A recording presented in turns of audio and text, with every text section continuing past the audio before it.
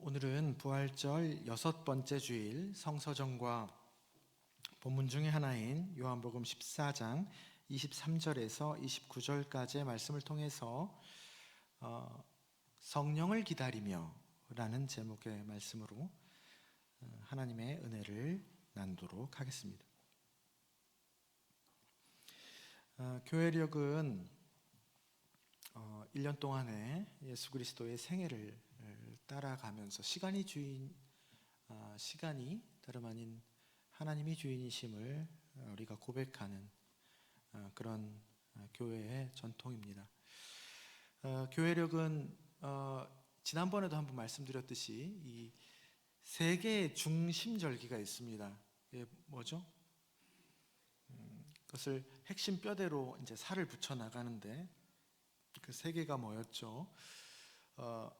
예수 그리스도의 탄생을 우리가 기억하는 성탄절, 그리고 예수 그리스도께서 죽으시고 다시 살아나신, 다시 태어나신 부활절, 그리고 성령이 우리에게 임하신 성령 강림절, 성탄절, 부활절, 성령 강림절, 이것이 1년 교회력의 이 핵심 세 가지 절기입니다.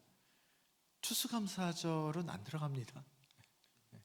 이 세 가지 절기가 그리스도의 생애를 기억하는 교회력의 중심 절기입니다. 그리고 이 세 개의 중심 절기 앞뒤로 그 절기를 준비하는 기간과 또 그것이 지나고 나서 그것을 풍성하게 심화하는 그런 기간을 앞뒤로 둡니다. 그래서 성탄절 앞에 성탄절을 준비하는 기간이 뭐죠? 대림절과 또 성탄절 이후에 성탄절을 풍성하게 하는 그런 주연절 이후에 오랜 시간이 있죠. 그리고 부활절을 준비하는 뭡니까? 어떤 절기죠? 사순절과 부활을 풍성하게 부활 이후에 하는 지금 보내고 있는 기쁨의 50일, 그게 진짜 부활절기이죠.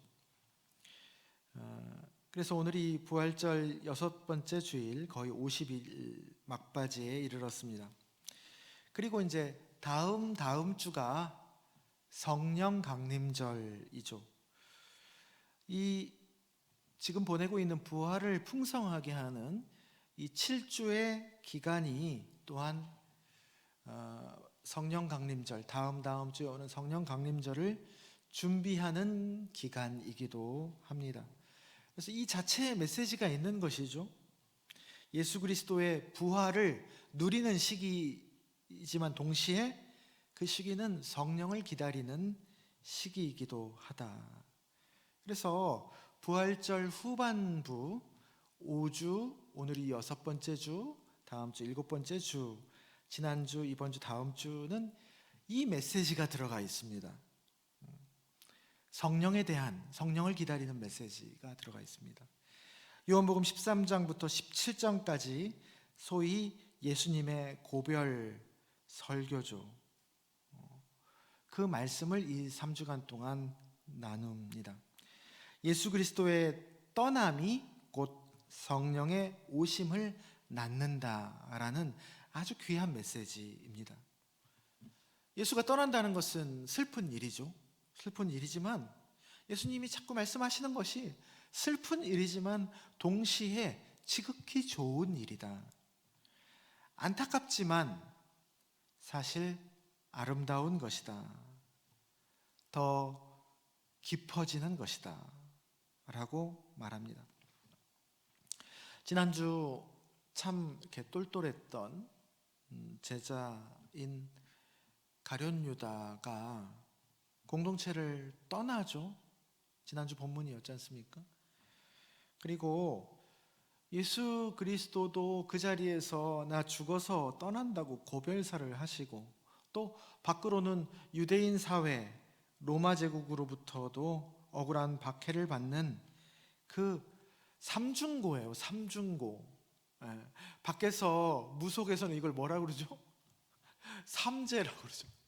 세 개가 겹쳤어요. 이 암울한 상황에서 주님께서 새 계명을 부탁하셨죠. 지난주 그래서 메시지가 서로 사랑하라. 그 상황에서 살아갈 수 있는, 버틸 수 있는 길은 서로가 서로를 소중하게 또 귀하게 여기는 것이다 라는 메시지를 지난주에 나눴습니다. 오늘도 그 맥락의 말씀이 계속 이어집니다. 14장에 제자들이 이제 그 말씀 이후에 다양한 질문들을 쏟아냅니다. 예수님 마지막 고별 설교 때 예수님의 유언 같은 고별 설교에 반응해서 질문하는 거기 때문에 이것 또한 저 밑바닥에 생명과 영혼을 떼는 그런 질문들이었죠. 오늘 본문은 그 중에서 유다가 두 명입니다. 제자 중에 하나는 가룟 유다이고 하나는 가룟인 아닌 유다라고 성경에서는 기록하고 있죠. 가룟인 아닌 유다, 다른 이름으로 다데오라고도 불립니다. 그 제자의 질문에 대한 예수님의 대답입니다. 가룟 유다는 이미 뛰쳐나고 자리에 없죠. 그래서 그 나머지 유다가 질문합니다. 22절이죠. 오늘 본문의 바로 앞절 22절에서 묻습니다. 주여 어찌하여 자기를 우리에게는 나타내시고 세상에는 아니하려 하시나이까? 주여 어찌하여 자기를 우리에게는 나타내시고 세상에는 아니하려 하시나이까? 그리고 난 다음에 오늘 본문의 시작인 23절입니다. 그래서 23절, 24절을 다 함께 한 목소리로 한번 읽어보겠습니다. 23절, 24절입니다. 예수께서 대답하여 이르시되 사람이 나를 사랑하면 내 말을 지키리니 내 아버지께서 그를 사랑하실 것이요 우리가 그에게 가서 거처를 그와 함께 하리라. 나를 사랑하지 아니하는 자는 내 말을 지키지 아니하나니 너희가 듣는 말은 내 말이 아니요 나를 보내신 아버지의 말씀이니라. 다시 말하면 사랑하면 내 말을 지킨다라는 주님의 말씀입니다.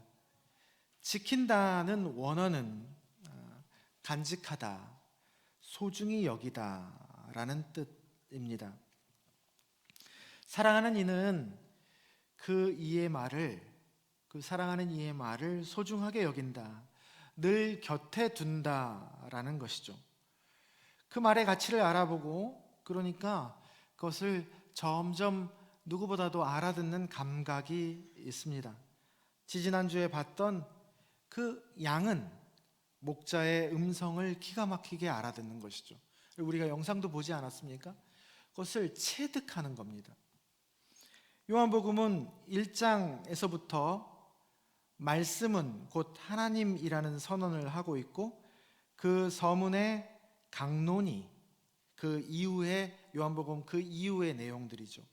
그 이후의 내용들이 요한복음 1장에서 말씀이 곧 하나님이다라는 것들을 강론처럼 설명하는 겁니다. 특별히 이 13장에서 17장까지의 고별 설교에서 말씀은 곧 하나님이시다라는 말씀이 구체화됩니다. 말씀이 육신이 되어 우리 안에 거하신다. 육신이라는 말은 요한복음에서 원어로 장막을 뜻합니다. 오늘 예수 그리스도가 마련하신다는 24절의 거처, 장막은 무엇을 말할까요? 예수 그리스도가 떠나서 거처를 마련하신다, 너희를 위해서. 그 거처는 무엇을 말할까요? 무엇을 말할까요? 신앙생활을 하면서 이 거처에 대한 이해가 굉장히 중요합니다. 집에 대한 개념이죠. 본향집에 대한 개념입니다. 우리가 생각하는 천국을 어떻게 생각하죠? 환경으로 생각하죠. 그 천국은 환경이 아니라 사실 더 깊은 차원을 얘기합니다.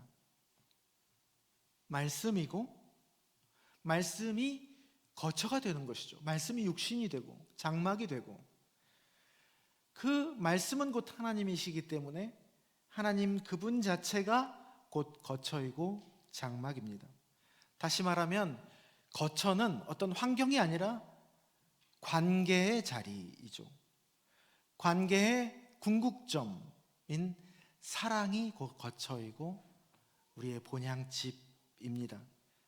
하나님이 사랑이시기 때문에 예수 그리스도를 통한 우리와의 관계로 인해서 우리도 사랑이 되는 것이죠. 그분에 물들고 또 그분에 스며드는 것입니다. 그래서 점점 그분이 사랑인 것처럼 우리도 사랑이 되어서 기합차가 점점 줄어들어서 서로 알아듣고 지키는 것입니다. 세상에 주님이 자신을 안 나타내는 것이 아니고 우리가 이미 나타나신 분을 못 알아듣는 것이죠. 다시 말하면 관계를 맺지 아니하는 겁니다. 거처이신 본향집인 사랑을 우리가 받아들이지 않는 것, 사랑하지 않는 겁니다. 그런데 그조차 우리의 노력과 열심이 아닙니다. 25절 이하의 성령에 대한 말씀을 주님께서 하시죠. 내가 성령을 보내겠다. 그리고 보혜사라고 말씀을 하십니다. 그 보혜사는 원어로 옆에 서 있는 존재다라는 뜻입니다. 조력자이면서 법정에서는 그래서 이 보혜사가 변호사라는 뜻으로 쓰이기도 합니다. 도움을 주는 존재죠. 무엇을 도와줍니까? 이 거처에 대한 일을 도와주는 거예요. 관계를 도와주고 사랑을 가능케 하고 또 진짜 중요한 그분의 음성을 알아듣고 또 그것을 무엇보다도 소중하게 여기고 지킬 수 있도록 이끌어주는 존재가 보혜사이다. 성령이다. 그래서 여러분, 우리가 알 수 있는 것은 성령은 우리가 마음대로 부릴 수 있는 분이 아닙니다. 열심히 해가지고 따내는 존재도 물론 아닙니다. 하나님께서 예수 그리스도를 통해서 예수님의 이름으로 보내시는 것이죠. 다시 말하면 거저 주시는 선물이라는 얘기입니다. 그래서 여러분, 성령을 오게 하는 법, 성령 충만한 7가지 비결,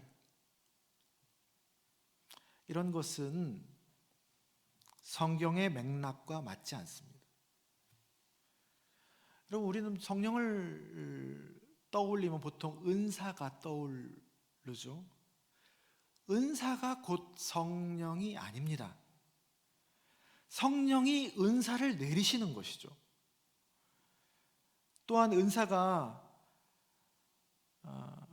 뭔가 은사라고 하면 뭐가 떠오릅니까? 뭔가 신기하고 초월적인 현상 같은 것들이 떠오르죠. 은사는 그런 신기하고 초월적인 현상 같은 것도 아닙니다. 그런 것은 존재하죠. 신기하고 초월적인 것들, 초자연적인 것들, 그런 현상들은 존재합니다. 우리가 모르는 영역이 이 세상에는 많기 때문입니다. 그런데 그런 거는 성경에 보면 애굽술사도 할 수 있어요. 지팡이를 뱀으로 만드는 건 모세도 할 수 있었지만 바로 따라합니다. 이건 우리도 할 수 있어. 그리고 작두 타는 용한 무당들이 더 그런 거는 더 드라마틱하게 잘할 거예요. 그래서 그런 것들을 보면 혹하죠. 근데 그건 현상이지 본질이 아닙니다. 그리스도가 비록 몸이 우리와 떠나서 멀리 계시는 것 같지만 사실 그분이 더 우리와 가까이 계신다. 그게 진실이다라는 것을 알려주시는 위로자이고, 그렇게 물리적 거리는 우주 끝까지 멀더라도 사랑은 그 먼 물리적 거리를 뚫고 바로 옆에 나와 함께 있게 해 주는 것이다. 그것이 사랑이다 라는 것을 알려주는 분이죠. 여러분, 영화 인터스텔라라고 보셨습니까? 그 영화 아주 대작인데, 그 영화 인터스텔라의 메시지가 그거죠. 저기 우주 여행을 하는데 사랑은 그보다 차원이 훨씬 높은 거라서 그 몇십 광년 떨어진 그곳에서 사랑은 바로 내 지척 옆에 이어집니다. 대단한 통찰이죠. 성경도 다름 아닌 그것을 얘기해 주고 있는 겁니다. 그것을 믿게 해주고 지금 당장 실패와 고통, 죽음의 상황이더라도 그 속에서도 더 깊은 감동과 아름다움이 숨어 있음을 보게 해주는 존재가 성령입니다. 그래서 여러분, 상황을 역전시키는 것보다 시선을 바꿔서 상황을 다시 보게 함으로 인생을 역전시켜주는 분이시죠. 그게 소위 말하는 신기한 것을 보여주는 성령 사역보다 그것이 더 진실하고 담백하고 신비한 성령의 활동입니다. 감화, 감동, 교통의 역사죠. 축도할 때 성령을 말하면서 감화, 감동, 교통의 역사가 바로 그것입니다. 척박한 환경 속에서도 삶을 아름답게 만들어줍니다. 비록 가난함 속에서도, 가난해서 더 아름다울 수 있음을 노래했던 그 신경림 시인 같은 그런 시인의 시선을 성령님께서는 우리에게 점점 주시는 것이죠. 그러니까 여러분, 성령을 받았다고 누가 용하다느니, 뭘 다 내다보는 것처럼 성령님께서 말씀하신다고 그것을 남발하는 사람들에게 여러분 현혹되지 마시기 바랍니다. 그런 사람들보다 지금 여기에서 힘들더라도 이 자리가 부르신 자리라고 버텨내고, 또 그럼에도 불구하고 고운 마음 잃지 않으면서 배려하고 서로 소중히 여기는 마음 내어서 관계하고, 서로 좀 부족하고 부딪히고 할지라도 사랑의 가치를 믿고 묵묵히 살아내는 이들이 진짜로 성령의 사람들입니다. 그게 훨씬 더 큰 거죠. 더 본질적인 것입니다. 27절 이하에는 평안을 말씀하시죠. 성령을 주시고 예수 그리스도의 영이 주는 평안입니다. 그 평안은 세상이 주는 것과 같지 아니하다 말씀하십니다. 세상의 평안은 실패와 고통, 죽음을 잘라낸 평화이죠. 세상은 그것을 평안으로 여깁니다. 실패가 잘라내지고 고통도 없고 죽음이 없는 것을 진짜로 우리는 바라죠. 그것을 무탈하고 평안한 삶이고 세상이라고 생각합니다. 회피로 만든 두려움에 기반한 평화입니다. 그것은 평화 같아도 가짜 평화입니다. 그런 상황이 혹 만에 하나 온다 한들 그 이면에 그 반대 상황에 대한 두려움이 항상 저 밑에 깔려있는 반쪽 평화입니다. 그림자가 늘 있는 평화죠. 그러나 주님이 말씀하시는 평화는 실패와 고통, 죽음을 오히려 직면하여 끌어안는 평화입니다. 그 어두움, 실패와 고통, 죽음을 통과해서 맛보는 유월의 은혜죠. 죽음의 권세를 통과해서 맛보는 겁니다. 십자가를 통과해서 맛보는 겁니다. 십자가를 피하여 얻어지는 기쁨이 아닙니다. 그것을 통과해서 얻어지는, 그래서 누리는 부활의 기쁨입니다. 두려움마저 끌어안고 승화했기 때문에 두려움의 그림자가 없는 평화입니다. 상황이 밑바닥이더라도 관계로부터 오는, 사랑으로부터 오는 평화입니다. 연약한 여자 혼자서 캄캄한 길을 걸어가면 엄청 무섭죠. 무서워도 아무 힘도 없는 갓난아기 포대기 뒤에다가 업고 가면 어떻습니까? 걔가 나를 뭘 도와줘? 그런데도 든든하지 않습니까? 그거 신기하지 않아요? 얘를 오히려 보호해야 되고 얘가 나를 어떻게 보호해줘? 그런데 그 아이 하나 업고 가는 것 때문에 왠지 든든합니다. 뭐가 없는데도 주님으로 인해서 왠지 모르게 든든한 겁니다. 내가 사망의 음침한 골짜기로 다닐지라도 해를 두려워하지 않는 것은 뭐 때문이죠? 주께서 나와 함께 하시기 때문이죠. 믿음은 보이지 않지만, 주님과의 관계, 사랑은 보이지 않지만, 여러분, 보이지 않지만 그것을 갖고 있는 사람과 누리고 있는 사람과 그렇지 못한 사람은 이 삶의 태도에 있어서 천지 차이가 있는 겁니다.